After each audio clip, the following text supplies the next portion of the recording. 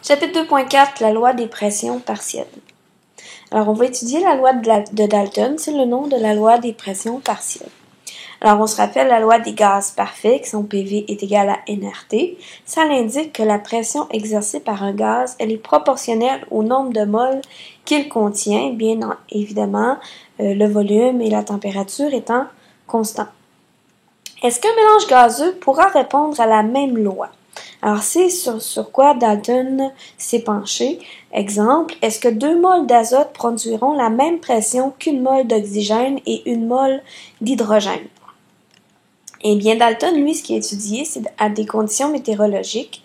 Il a démontré que la pression totale d'un mélange, elle est égale à la somme des pressions de chacun des gaz. C'est normal parce que tous les gaz réagissent de la même façon, peu importe leur masse, elles occupent toujours le même volume à une même pression.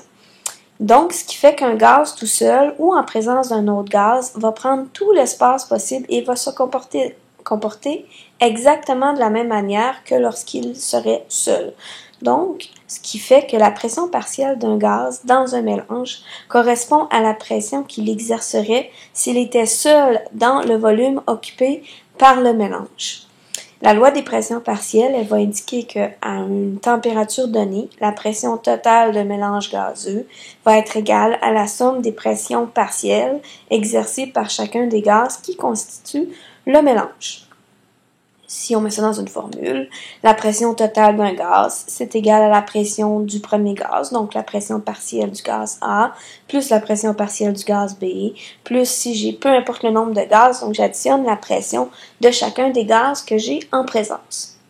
Prenons un exemple. Si Joël gonfle un ballon avec son bonbonne d'azote, mais elle manque de gaz, elle va totalement vider ce qui lui reste d'azote et note la pression dans son ballon, qui est de 150 kPa.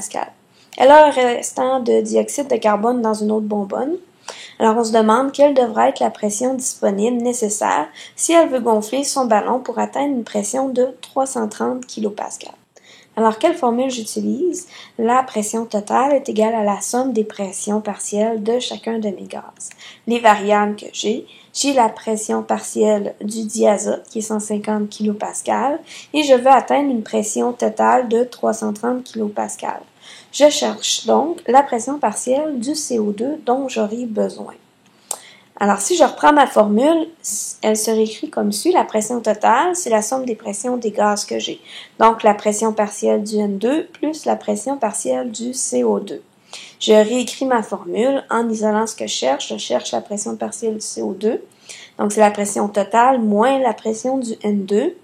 Je mets mes chiffres dans ma formule. 330 kPa qui est ma pression totale, moins 150 kPa qui est la pression du CO2. Ce qui me donne une pression partielle pour le CO2 de 150 kPa.